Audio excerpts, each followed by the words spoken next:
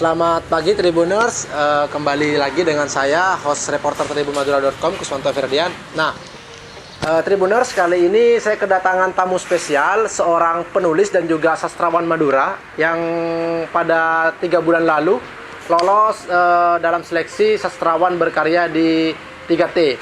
Nah, beliau ini rencananya tanggal 25 Agustus akan berangkat ke Jakarta dan juga akan langsung menuju ke tempat di mana dia harus melakukan penelitian, yaitu di Sumatera Selatan ya, Sumatera Selatan. Nah, kali ini kita akan berbincang-bincang seputar tentang bagaimana nasib kesusastraan Indonesia masa depan. Konon nih, beliau memiliki suatu pendapat ataupun karya seperti esai di mana beliau mengulas tentang sastra Indonesia Angkatan Intelijensia. Nah, seperti apa penjelasan dari sastra Angkatan Sastra Intelijensia itu? Mari kita ulas. Artifisial itu, mari kita simak berikut ini penjelasannya.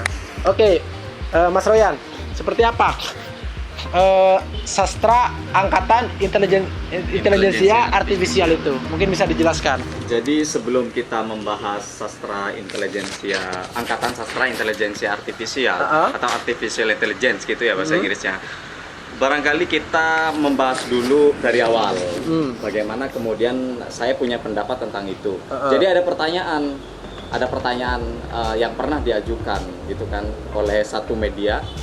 Pertanyaannya gini, sastra milenial itu seperti apa? Gitu. Dan pertanyaan yang lebih sulitnya lagi adalah wawasan estetika sastra milenial itu seperti apa? Kalau misalnya memang sastra milenial itu ada gitu. Nah, untuk menjawab pertanyaan itu kita harus tahu apa sih sebenarnya milenial itu. Nah, milenial sekarang ini sudah cenderung diperluas maknanya menjadi sesuatu yang dianggap baru gitu. Padahal mungkin milenial ini seringkali melekat pada arti generasi. Meskipun itu adalah rentang tahun 1000 gitu kan. Tapi sekarang lebih ke banyak orang bilang generasi milenial. Nah, generasi milenial itu seperti apa? Nah, menurut pengertiannya generasi milenial itu kan sebenarnya generasi atau anak-anak yang lahir pada kurun waktu sekitar tahun 1980 sampai 1995. Jadi yang disebut sebagai generasi milenial itu adalah generasi yang lahir pada kurun waktu itu. Mungkin anak kuliahan sekarang ya, anak kuliahan yang tahun akhir itu adalah generasi sastra milenial yang terakhir gitu. Nah, setelah itu kan generasi Z. Nah, generasi Z ini dianggap sebagai generasi yang sepenuhnya itu hidup di dalam realitas virtual, meskipun ada yang bilang enggak gitu kan. Nah, tapi kemudian kemudian istilah milenial ini muncul pada segala sesuatu yang baru. Bahkan kita yang hidup pada lahir pada era sebelum milenial itu disebut sebagai orang dari generasi milenial. Karena dia lebih banyak berinteraksi dalam realitas virtual atau realitas internet gitu kan. Orang yang misalnya dia adalah generasi baby boomers, dia generasi baby boomers, tentu dia seperti apa itu, Mas, generasi baby boomers itu? Itu lahir sebelum generasi milenial. Oh, sebelum generasi milenial ya. Pada saat itu terjadi ledakan penduduk gitu. Ya, baby booms, baby boomers gitu kan. Nah, mereka kan membawa pengalaman-pengalaman sebelum internet itu ada, bahkan sebelum komputer itu masih langka. Ketika komputer masih langka, tapi waktu itu ada kan gitu selangkah televisi. Mungkin ada atau tidak, saya tidak tahu. Sebenarnya internet itu pastinya masuk ke Indonesia itu kapan. Tapi kalau sosial media itu masuk ke Indonesia yang banyak digunakan, Facebook misalnya itu sekitar tahun 2008-2009 gitu ya. Itu kita baru pakai Facebook secara masif, banyak orang. Nah, tentu mereka yang lahir atau yang generasi baby boomers itu membawa pengalaman-pengalaman, peristiwa-peristiwa yang tidak sama dengan orang yang lahir pada generasi milenial ya. Generasi milenial atau yang generasi Z, bahkan yang generasi Z. Nah, ketika itu terjadi ketika pengalaman-pengalaman non-internet, non-virtual itu dibawa ke sosial media, itu akan mewarnai sosial media gitu kan. Dan pada era sekarang bisa jadi pengalaman-pengalaman itu habis ketika mereka misalnya sudah meninggal. Tapi itu kemungkinannya itu malah saya pikir tidak akan habis, justru semakin direproduksi. Kita sekarang bahkan ketika zaman sekarang ya, zaman virtual ini kita justru bisa meneropong masa lalu. Karena banyak hal-hal yang didokumentasi secara fisik itu sekarang mengalami digitalisasi kayak gitu. Betul. Justru itu makin menghadirkan masa lalu dan itu campur baur nanti sekarang. Nah, pertanyaannya sekarang kan kita temanya sastra gitu. Iya, Temanya sastra. Pertanyaannya bagaimana ya apakah nanti akan ada gitu sastra Indonesia setelah angkatan tahun 2000. Angkatan 2000 yang pernah ditabiskan oleh sastrawan Borneo Kori Layun Rampan. Gitu, apakah ada gitu kan. Nah, saya lihat kerpean nih. Iya, enggak apa-apa. Nah, kita bahas dulu gitu wawasan estetika sastra Indonesia angkatan 2000 itu seperti apa, dan apakah mungkin nanti akan ada angkatan selanjutnya. Sedangkan zaman itu sekarang sangat berlari kencang. Iya, sejak orang-orang itu banyak hidup di dalam realitas virtual kayak gitu, seperti dunia maya, media sosial dan sebagainya. Nah, Kori Layun Rampan itu sekali lagi saya ingatkan bahwa tahun 2000 itu pernah menerbitkan buku, ini diterbitkan oleh Gerasindo, itu judulnya ambisius juga, mungkin seperti angkatan-angkatan sebelumnya. Judulnya Angkatan 2000 dalam Sastra Indonesia. Bukunya tebal sekali. Jadi di situ dia di prolognya itu mengemukakan atau menjelaskan wawasan estetika angkatan 2000 itu seperti apa. Dia memilih 3 pemimpin literer dari masing-masing genre. Itu ada genre cerpen, ada genre puisi, dan juga ada genre novel gitu kan. Nah, dia menjelaskan bahwa terbentuknya angkatan itu syaratnya ada 2. Yang pertama, dia punya sekelompok sastrawan yang masuk ke dalam angkatan itu. Itu yang pertama ya. Itu yang pertama. Yang kedua, dia ciri karya sastra pada saat itu memiliki benang merah, dan benang merahnya itu ya mereka punya di dalam karyanya punya inovasi atau kreativitas. Itulah yang nanti membentuk estetika baru.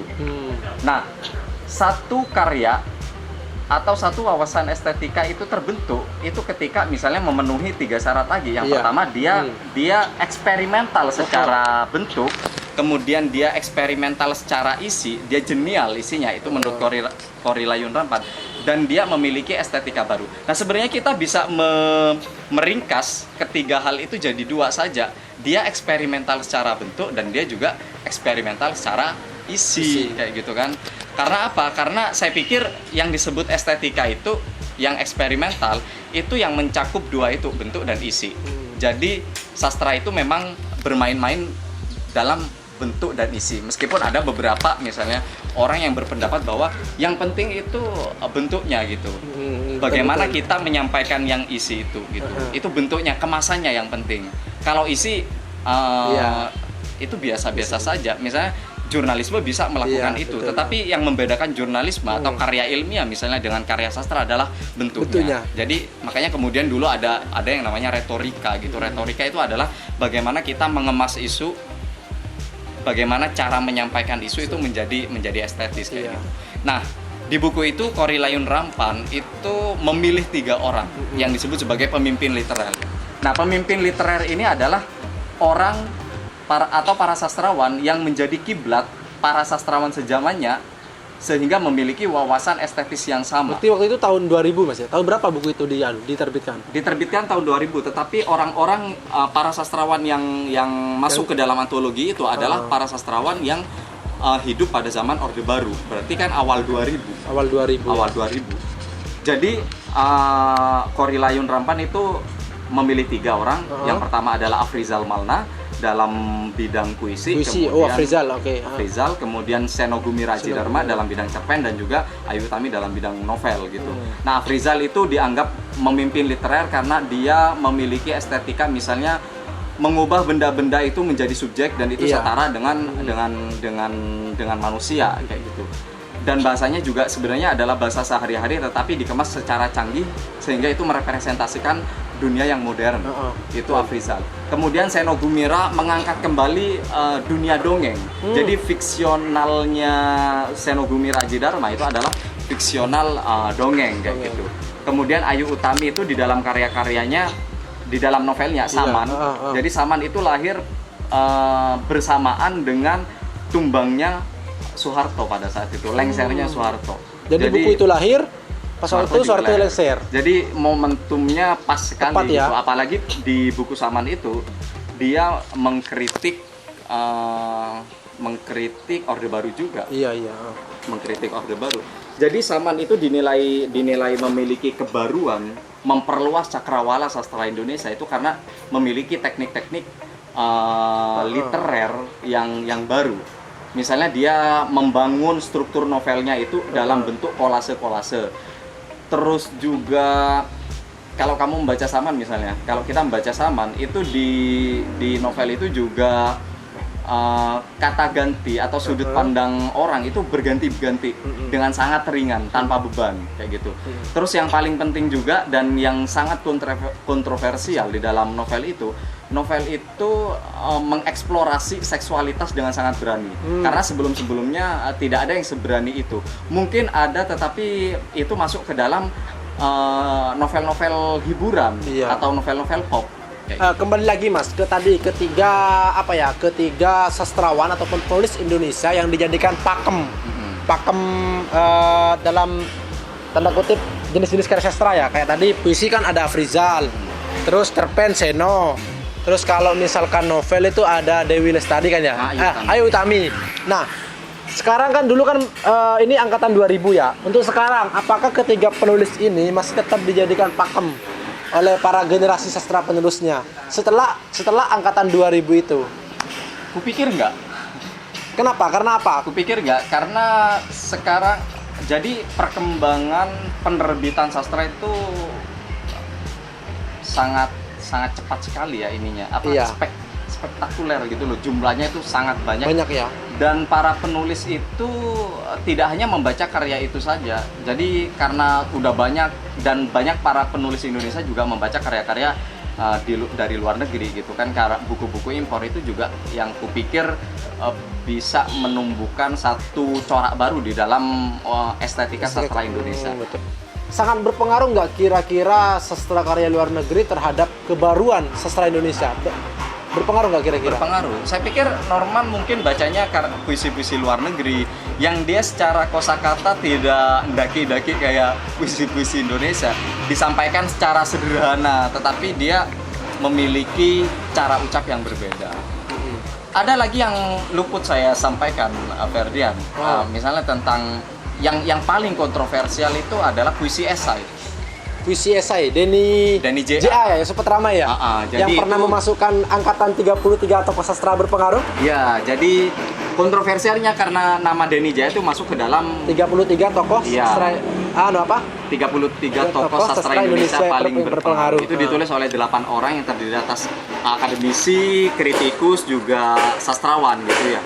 Dan itu kontroversial karena memasukkan tokoh itu karena bagi para pembaca dia tidak layak gitu masuk karena genre puisi esai itu dia tidak bisa dipertanggungjawabkan secara estetika dan mungkin pernah ada dulu sebelum-sebelumnya kayak gitu. Dan masalahnya lagi konon penerbitan buku itu atas inisiatif Denny J.A. kayak gitu. Jadi kayak ada istilah apa ya, politik uang yang dimasukkan mungkin iya, bisa jadi mungkin. Seperti itu. Bisa jadi seperti itu. Nah, perkembangan genre sastra itu juga makin cepat ketika misalnya orang-orang Indonesia terutama kelas menengah itu mulai bisa mengakses media sosial. Ada orang yang misalnya bilang, Oh misalnya sekitar tahun 2010-an ya, ambang dekade pertama milenium 2000, itu muncul namanya fiksi mini. Fiksi mini, ya. Fiksi mini itu fiksi setelapak tangan gitu ya. Dan banyak ditulis di Twitter. Dan banyak berapa itu, beberapa ya ambang dekade pertama tahun milenium 2000, tahun 2010-an. 2010, 2011 gitu kan. Muncul fiksi mini. Fiksi mini marak sekali pada saat itu. Iya, waktu itu Teman-teman sempat booming kan ya. Tapi nggak terlalu lama kan. Nggak terlalu lama. Ya, nah, gimana? saya nggak tahu kenapa kok nggak terlalu lama. Mungkin karena instan, dia bikinnya instan dan juga akhirnya nilai estetiknya kurang juga, gitu ya. Nilai estetiknya mungkin dianggap dia ada mungkin yang terlalu lebih sederhana mungkin Mas, ya. Ada banyak karya-karya sastra seperti haiku misalnya, sastra Jepang yang mungkin untuk membuatnya dia membutuhkan kontemplasi untuk mengindra segala macam fenomena yang ada di sekitarnya, dan mungkin bikinnya membutuhkan waktu yang saya nggak tahu, tapi yang jelas pada saat itu fiksi mini cepat sekali berlalu. Nah, Facebook muncul, orang-orang pada menulis puisi di Facebook, sampai ada beberapa penyair yang bilang, "Oh, saya penyair Facebook." karena mungkin kecewa dengan ada yang kecewa karena honor dari media, honor dari koran itu kecil, padahal kalau di luar negeri puisi itu bisa dihargai lebih besar lebih besar daripada media di sini. Akhirnya dia menulis, lebih baik saya menulis di Facebook puisi gitu. Facebook saja kayak gitu. Tapi kemudian juga ini mungkin agak sama ya fenomenanya dengan ketika misalnya sastra koran mulai muncul, cerpen-cerpen koran. Tapi sebagian orang bilang bahwa karya cerpen koran itu kualitasnya atau mutunya itu tidak sebagus majalah. Nah, sekarang awal 2000-an itu juga ada sastra siber gitu. Sastra siber. Mereka menulis cerpen di internet dan mereka dianggap cerpen-cerpen di internet itu tidak seberkualitas di koran, nyeleksinya aja tidak ketat, kayak gitu. Karena waktu itu mungkin koran masih laku-lakunya dan media siber masih belum, karena awal permunculannya belum ada media sosial juga kayak gitu kan. Jadi baru muncul, kemudian ada stereotip bahwa cerpen-cerpen atau puisi-puisi yang ada di internet itu tidak sebagus di koran. Karena apa? Karena kuratifnya mungkin ya. Kuratorialnya kurang ketat dan sebagainya. Dan juga itu adalah biasanya yang dimuat di internet itu orang-orang yang tidak diterima di koran kayak gitu kan. Akhirnya karya sudah dibuang gitu ya, yang diterima. Jadi dimasukkan. Jadi istilahnya sastra siber akhirnya jadi semacam tong sampah kayak gitu. Tapi kalau sekarang, ketika melihat fenomena sekarang, nah sekarang itu banyak website itu yang menerima puisi, cerpen, esai, resensi dan sebagainya, dan berhonor juga, dan dipilih secara ketat meskipun honornya tidak sebesar di koran, tapi paling tidak sekarang sastra yang di website itu menampakkan marwahnya gitu, ketika yang menjadi kuratornya adalah orang-orang yang memang kompeten kayak gitu. Ada yang sastrawan, editor, yang memang seorang kritikus kayak gitu. Dan akhirnya ya sekarang mulai diterima meskipun tetap koran itu masih menjadi barometer sastra dan penulis yang jadi misalnya top lah gitu. Jadi kalau misalnya karyamu terbit masuk koran ini kamu bakal jadi sastrawan gitu kan. Jadi itu yang masih berproses. Mungkin nanti suatu saat itu akan berubah kayak gitu. Kemudian ini juga menarik, Ferdian, munculnya potongan-potongan puisi di Instagram.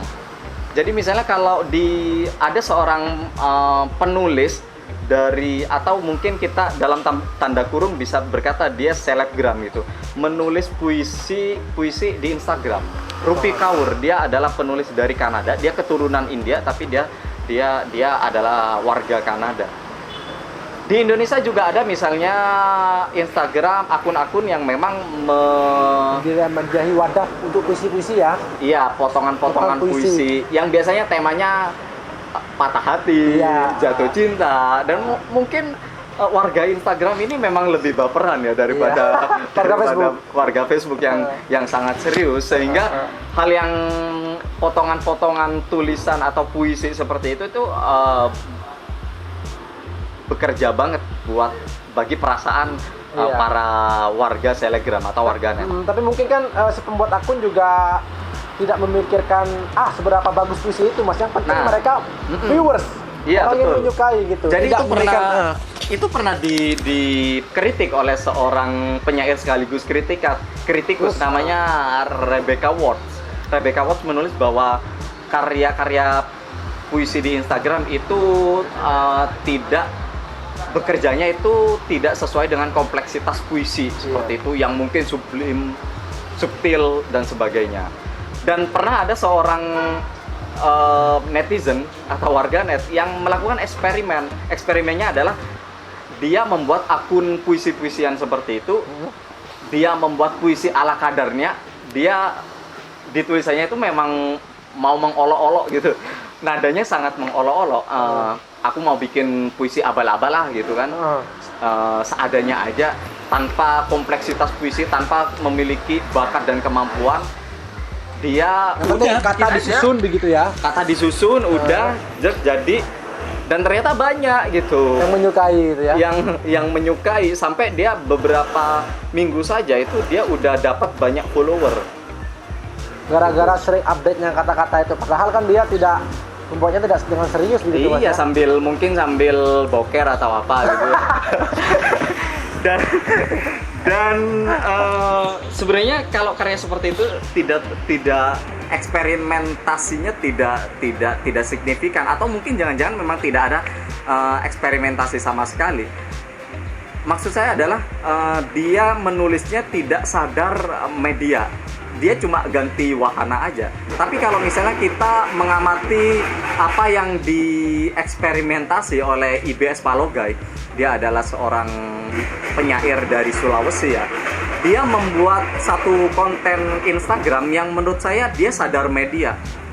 Judulnya Kursus Singkat Membakar Rumah, kalau nggak salah. Kursus Singkat Membakar Rumah. Kursus Singkat Membakar Rumah. Itu menurut saya dia memiliki eksperimentasi yang sadar media.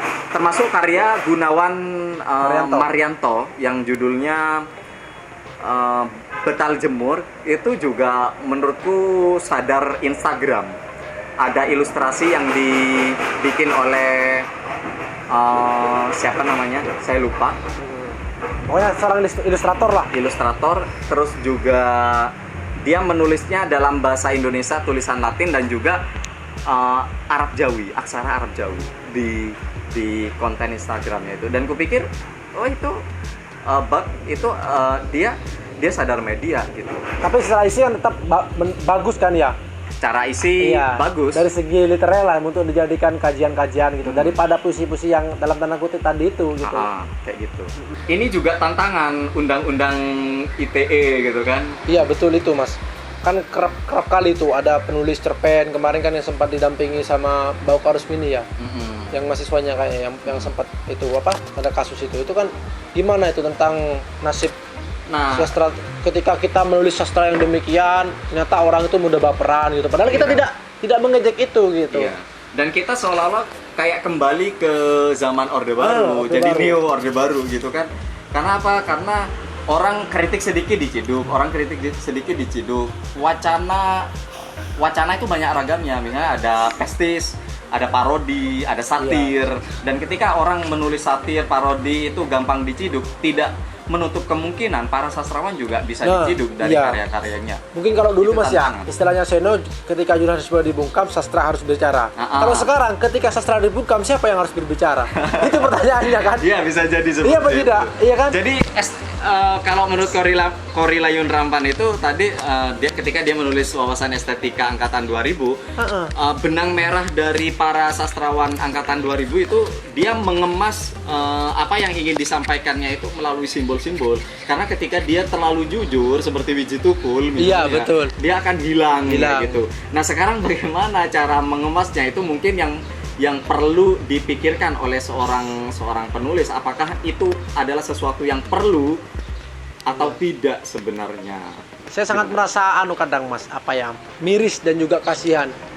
Ketika seorang sastrawan itu sudah meninggal, dia banyak yang kayak disanjung-sanjung karyanya, dibuatkan suatu pementasan, diapresiasi gitu. Kenapa kok nggak semasa hidupnya gitu diberlakukan seperti itu gitu? Apa harus menunggu meninggal dulu baru kita mengapresiasi karya seorang sastrawan? Ini berdasarkan pengamatan saya ya, fenomena yang terjadi di Indonesia ataupun dimanapun, ketika seorang sastrawan ataupun penulis yang sudah meninggal, baru dia diapresiasi oleh penulis lain gitu. Kenapa kok ketika tidak hidup diberikan apresiasi yang seperti ketika itu? kita hidup, maksudnya Ketika ketika hidup. sastrawan itu hidup gitu.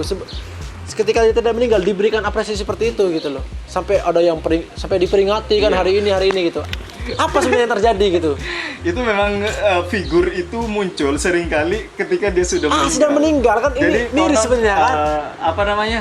Seorang pakar kenabian dari Win Sunan Kalijaga ya, Al-Makin, dia bilang seorang itu justru menjadi nabi ketika dia sudah meninggal gitu. Orang jadi pahlawan ketika dia sudah meninggal gitu. Kenapa kan kalau waktu itu biasanya kan gitu, orang diangkat jadi pahlawan nasional ketika dia sudah meninggal kan. Kenapa kok nggak waktu hidup gitu kan? Kenapa nggak waktu hidup diapresiasi sedemikian mungkin gitu? Sebelum ajal menjemput mungkin ya, sebagai apa ya, persembahan terakhir lah paling mungkin tidak gitu. Daya magisnya kurang ketika dia masih hidup. Jadi baru ketika dia sudah meninggal ya kayak seorang santo atau santa, dia baru menjadi santo atau santa itu ketika dia sudah meninggal. Ketika hidup dia nggak bisa. Iya. Apa masih mungkin ya? Itu sudah menjadi tradisi dari orang-orang Indonesia yang sudah melekat gitu ya. Enggak cuma orang Indonesia, mungkin ada di berbagai tradisi bahwa kemagisan seseorang itu muncul atau daya mistis seseorang itu muncul ketika dia sudah meninggal. Ketika dia gosip baru muncul atau kenangan-kenangan yang pernah dialami oleh mendiang ketika masih hidup itu dimunculkan kembali, sehingga karismanya itu baru bersinar ketika jasadnya justru sudah berada di liang lahat. Oke, Mas, kembali ke tadi topik ke sastra angkatan artificial intelligence itu seperti apa? Oke. Mungkin kan banyak ini para masyarakat ataupun para sahabat Tribuners yang belum paham tentang apa itu sebenarnya sastra angkatan intelijensia artifisial. Ini saya juga baru dengar. Ini judul yang mungkin memang agak gimmick gitu, dan memang perlu ditampilkan di publik kayak gitu. Jadi baru-baru ini nggak terlalu baru sebenarnya. Yuval Noah Harari itu dia seorang Yuval Noah Harari, dia adalah sejarawan Israel ya, yang jadi seleb sekarang. Jadi selebnya dia adalah intelektual publik star gitu kan kata orang barat. Dia menulis buku dengan judul yang sangat provokatif. Judulnya Homo Deus, Manusia Ilahiyah. Setelah buku pertamanya terbit dan juga booming, judulnya Sapiens. Itu adalah lanjutan dari Sapiens. Itu buku itu membicarakan tentang masa depan Homo sapiens, masa depan umat manusia. Bagaimana umat manusia itu. Nah, revolusi industri abad ke-19 itu sudah menggantikan tenaga fisik manusia dengan mesin. Sehingga pada saat itu banyak buruh yang dieliminasi, buruh tenaga kasar ya, yang dieliminasi digantikan oleh mesin. Fenomenanya dimulai dari munculnya mesin uap kayak gitu dan sebagainya. Sampai sekarang itu terus-menerus mengalami peningkatan yang sangat spektakuler. Banyak tenaga manusia diganti oleh mesin kayak gitu kan. Kemudian revolusi kognitif itu, misalnya munculnya komputer itu menggantikan kemampuan kognisi manusia, kalkulator, menggantikan otak. Kita sudah tidak perlu lagi pakai sempoa misalnya, mesin kasir gitu kan ya juga ya. Jadi sekarang menghitung, menganalisis itu menggunakan perangkat komputer. Dan yang lebih spektakuler lagi mungkin munculnya artificial intelligence yang sudah bisa membaca. Jadi tubuh manusia itu diibaratkan sebagai algoritma gitu kan. Algoritma. Jadi komputer itu cara kerjanya, algoritma komputer itu cara kerjanya sama dengan algoritma manusia. Misalnya bagaimana tubuh beroperasi, kemudian komputer dan mesin itu juga bisa menciptakan itu. Bagaimana cara otak beroperasi. Kemampuan fisik manusia sudah diganti, revolusi industri.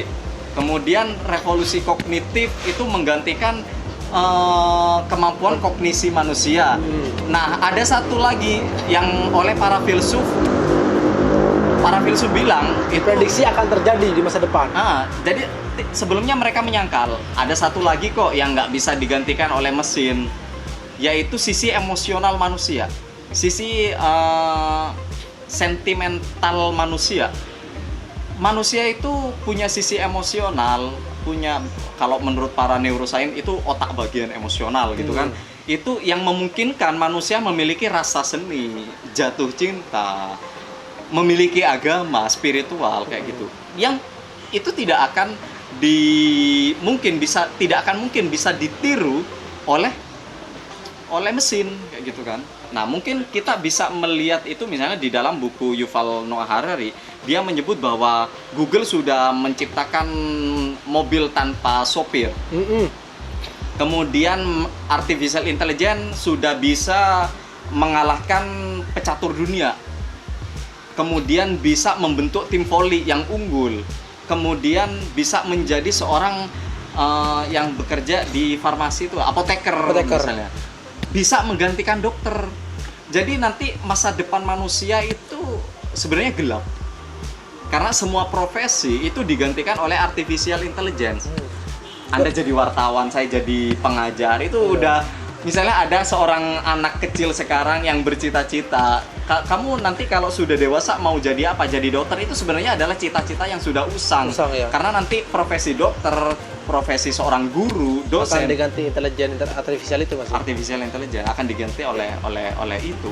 Dan pada tahun yang tidak terlalu lama ini, 2011 kalau tidak salah, seorang profesor musikologi dari Amerika itu menciptakan artificial intelligence yang spesialis dalam bidang menciptakan komposisi Bach. Bach itu apa? Bach itu nama komposer, nama seorang musisi. Menciptakan, dan masalahnya yang diciptakan oleh artificial intelligence itu jauh lebih bagus daripada apa yang dibikin oleh Bach. Jadi suatu kali David Cope itu mengadakan satu konser. Itu apa kayak robot gitu, Mas ya? Kayak robot. Ya, penampakannya tidak selalu berupa robot mungkin, tapi ya bisa berupa komputer atau apa. Iya. Kayak gitu. Kalau kamu misalnya nonton SpongeBob, di situ ada tokoh plankton, dia punya istri Karen kalau nggak salah. Oh, yang bisa bicara gitu kan ya? Itu kupikir adalah dia beristri artificial intelligence. Tidak menutup kemungkinan nanti manusia bisa beristri dengan artificial intelligence yang bentuknya mirip sekali dengan manusia, dibikin mirip. Iya. Sekarang kan banyak boneka intim atau sex toy itu yang dibikin mirip dengan manusia. Sampai dulu pernah jatuh di laut Kepulauan Banggai dan dikira bidadari jatuh. Iya. Padahal itu ya boneka intim. Sampai beritanya itu ditulis juga di koran-koran seperti di luar negeri, Huffington Post, The Guardian dan sebagainya. Nah, balik lagi ke artificial intelligence. Dan David Cope itu juga menciptakan artificial intelligence namanya Annie, yang selain dia bisa mengkomposisikan musik, dia juga bisa menulis haiku, puisi Jepang. Jadi ada antologi itu adalah antologi mesin dan manusia gitu. Ketika kita membacanya mungkin kita akan bingung, ini haiku mana yang dibikin oleh manusia dan haiku mana yang dibikin oleh artificial intelligence. Nah, banyak filsuf yang bilang misalnya, atau pakar yang bilang bahwa pastilah nanti yang dibikin oleh artificial intelligence, kalau dia misalnya memang bisa membuat karya seni, tidak akan sesubtil atau sesublim bikinan manusia. Tapi kalau misalnya algoritma sisi emosional manusia memang sudah benar-benar ditemukan oleh pakar, kenapa itu menjadi tidak mungkin? Toh ciptaan David Cope itu konon oleh para kritikus musik itu bisa menciptakan musik yang lebih bagus daripada komposisi Bach. Kenapa tidak mungkin? Kayak gitu kan. Nah, ketika misalnya karya sastra semua berada di tangan artificial intelligence, termasuk di Indonesia misalnya, itu tidak menutup kemungkinan kita bakal sastrawan-sastrawan atau para penulis itu akan tersingkir, karena mungkin karya mereka itu bisa menjadi lebih bagus daripada karya para penulis kayak gitu kan. Nah, pertanyaannya tadi, apakah mungkin gitu muncul angkatan baru setelah angkatan 2000? Nah, sebuah angkatan itu muncul karena ada interaksi antara zaman atau peristiwa krisis pada saat itu dengan sastrawan, dan kemudian diendapkan, dikontemplasikan oleh para sastrawan itu, dan kemudian ditulis dalam karya sastra. Jadi karya sastra para sastrawan itu adalah representasi zaman, kayak gitu kan. Nah, pada saat itu pada tahun 2000, karena mereka memiliki kesamaan nasib, sama-sama diopresi oleh Orde Baru, memungkinkan muncul wawasan estetika baru yang sama-sama merespon terhadap otoritas Orde Baru pada saat itu. Nah, sekarang kan peristiwa cepat sekali berganti, munculnya betul. Media sosial, media digital semakin cepat mengalihkan isu. Misalnya satu peristiwa paling lama mungkin 1 bulan. Iya, 1 bulan lah. Paling lama itu 1 bulan. Paling lama 1 bulan. Itu pun kalau peristiwa nasional. Peristiwa nasional lah. Kalau peristiwa kecil-kecil itu bisa sangat cepat gitu habisnya, basinya sangat cepat. Nah, H.B. Yasin itu di dalam bukunya Angkatan 66 Sastra Indonesia itu menulis bahwa sebuah angkatan itu lahir setelah dia sampai pada kurun waktu 15 atau 25 tahun dari sastrawan sebelumnya. Dari angkatan 2000 ya. Angkatan sebelumnya. Nah, kalau misalnya angkatan 2000 itu sudah muncul 20 tahun yang lalu, berarti sekarang sudah memungkinkan lagi untuk muncul angkatan sastra baru. Nah, persoalannya adalah apakah mungkin di zaman yang serba cepat sekarang ini itu akan muncul sastra, sedangkan peristiwa itu hilang dan pergi gitu. Datang dan hilang, muncul dan pergi begitu saja. Sehingga peristiwa-peristiwa yang sumir itu tidak sempat diendap oleh sastrawan dalam aktivitas renungannya. Ketika misalnya hal seperti itu terjadi, tidak akan ada visi yang sama di antara para sastrawan, sehingga itu akan sulit membuat angkatan sastra baru gitu. Kecuali misalnya angkatan sastra baru itu kritikusnya adalah kritikus artificial intelligence. Jadi kritikusnya bukan manusia tapi artificial intelligence. Itu angkatan sastra itu tidak menunggu 15 atau 25 tahun. Cukup 1 bulan saja artificial intelligence itu sudah bisa menciptakan angkatan baru ya. Menciptakan angkatan baru. Dengan para sastrawan juga artificial intelligence, bukan manusia lagi. Kalau menurut Mas Royan ya, mengacu ke teori H.B. Yasin tadi yang disebutkan bahwa angkatan sastra itu muncul setelah 15 tahun sampai 20 tahun kan ya? 25 kan tahun. Sekarang kan sudah tahun 2020 nih, mestinya kan kemarin sekitar tahun berapa berarti? Tahun 2015 kan ya? Sudah ada angkatan baru, tapi nyatanya kan nggak ada gitu. Nah, kalau Mas Royan sendiri kira-kira di tahun 2015 itu cocoknya apa nama angkatannya untuk angkatan sastra ini? Nah, itu pertanyaan yang agak sulit ya, karena itu butuh seorang kritikus ketika dia menyusun sebuah angkatan baru, dia harus mengumpulkan para karya-karya dari sastrawan pada saat itu yang memiliki visi sejarah yang sama.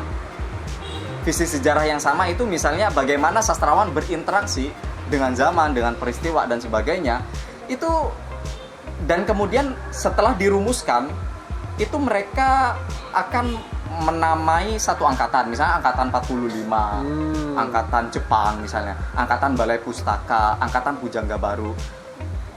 Kalau saya tidak tahu apakah karena itu butuh usaha mengumpulkan, tapi bisa jadi misalnya penamaan itu sesuai dengan sesuatu yang memang menjadi fenomena saat ini, misalnya angkatan populer mungkin ya, angkatan post-truth misalnya, atau pasca kebenaran, atau angkatan intelijensia artifisial ketika memang sastrawan yang dipilih bukan manusia tapi adalah aplikasi artificial intelligence. Kemarin kayaknya ada satu media atau apa Mas ya, kayak penerbit yang memilih penulis-penulis angkatan baru kayaknya, yang isi penulisnya itu muda-muda semua, penulis-penulis pop kayak Firsa Besari gitu, kayak Sana penulis rintik seduh itu sebenarnya kalau di dalam studi sastra atau ilmu sastra, penulis novel-novel hiburan itu seringkali dibedakan dengan penulis sastra dalam tanda kutip. Oh iya, itu kalau misalkan dalam dalam ilmu kesastra. Jadi kalau misalnya angkatan, kalau misalnya para penulis hiburan itu tidak akan dimasukkan. dalam kategori nama sastrawan begitu. Iya, karena mereka penulis-penulis hiburan. Jadi memang ininya nanti berbeda, estetikanya berbeda. Estetika hiburan dengan estetika sastra. Kalau sastra itu memang dianggap sebagai karya seni yang memiliki, yang dia harus eksperimental dalam bidang kreativitas. Jadi titik tumbuhnya adalah dia adalah karya seni. Sedangkan hiburan ya hiburan, karya pop itu hiburan. Meskipun sekarang itu di dalam misalnya program studi sastra, karya hiburan itu juga dikaji, tapi dalam mata kuliah kajian fiksi populer. Dia tidak masuk kepada kajian sastra yang serius-serius tadi. Betul, yang istilahnya adalah sastra adiluhur yang kemudian nanti bisa menjadi kanon. Tapi bagaimana dengan hadirnya mungkin nanti penerbit yang akan memberikan suatu penghargaan kepada penulis populer itu, misalkan diberikan penghargaan sastrawan muda, misalkan ya, kan bisa saja kan penerbit. Apakah nanti kan itu akan menjadi stereotip publik, Mas, bahwa dia sudah menjadi seorang sastrawan? Mungkin publik bisa menilainya seperti itu. Tapi untuk para kritikus, penilaian para kritikus akan berbeda. Berbeda ya mungkin. Pencapaian literernya itu nanti yang bakal diperhitungkan atau ditakar oleh para kritikus. Berbeda dengan misalnya sastra populer kayak gitu. Kalau seperti Mas Rian sendiri ini kan sudah sudah layak lah dikatakan sastrawan karena sudah lulus. Sastrawan itu ya Suparji Kalsumbari, Pak Sapardi. Kan sudah lulus kan kemarin dari Mendikbud. Sastrawan berkarya ke 3T itu kan sudah sastrawan. Bagi artinya sudah gitu menurut ya? Oh enggak. Ini sudah penilaian dari Mendikbud kan, bukan dari penerbit. Ini dari lembaga pemerintah yang sudah sudah diakui begitu. Ya sebenarnya penyebutan sastrawan itu juga politis sebenarnya ya. Kok bisa begitu? Gimana? Saya pikir itu cuma label-labelan aja. Maksud saya gini, ada memang beberapa penulis muda seperti saya memang tidak. Oh muda nih, masih muda ya berarti ya. Muda itu menurut PBB sampai umur 60 tahun. Oh berarti. Jadi orang tua kita juga masih muda berarti. Oke. Penulis yang masih banyak penulis yang mungkin sungkan juga atau enggan dibilang sastrawan karena anggapannya itu kok kayaknya memang ketinggian kayak gitu. Istilahnya sudah mencapai puncak kepenulisan gitu. Iya, dia harus jadi seorang maestro gitu kan. Shifu gitu. Iya. Tapi kan ini juga tanggung jawab besar, Mas. Ketika sampean sudah terpilih menjadi salah satu penulis yang akan berkontribusi menjadi peserta di sastrawan berkarya di wilayah 3T ya. Artinya ke depan sampean kan juga harus memiliki satu karya yang tidak dipandang remeh-temeh juga kan. Apa kemungkinan nanti ini sampean akan mengikuti kebutuhan pasar kayak beralih menjadi menulis karya-karya populer atau akan tetap bersikukuh menulis karya-karya yang berbau lokalitas? Karena kan selama ini saya membaca karya sampean kan kebanyakan berbau lokalitas kan gitu ya. Secara studi sastra itu sangat bagus untuk kita menjadikan kajian gitu. Itu seperti apa? Orang bisa berubah ya nanti ya. Orang bisa berubah menyesuaikan zamannya. Orang bisa berubah sesuai dengan situasi apa yang sedang menimpa dirinya. Tapi sejauh ini saya masih konsisten atau istiqomah menulis karya sastra. Jadi tidak mengikuti pasar. Tidak mengikuti pasar ya.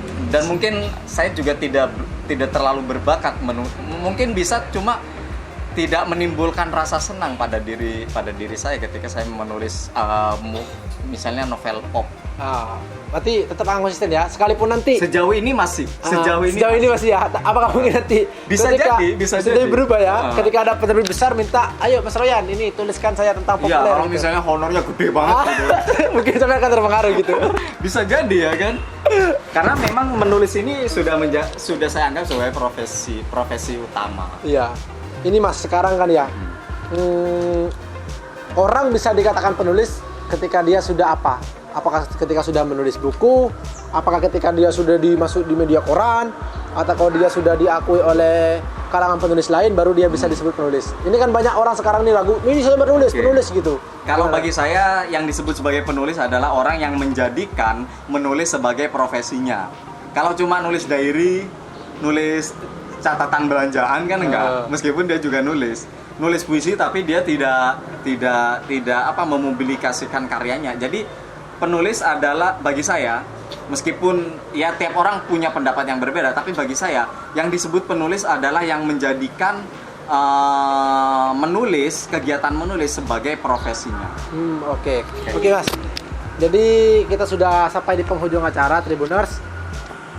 tidak apa ya terasa cepat ya diskusi kita, padahal masih banyak topik yang perlu kita gali, tapi nanti akan saya tahan.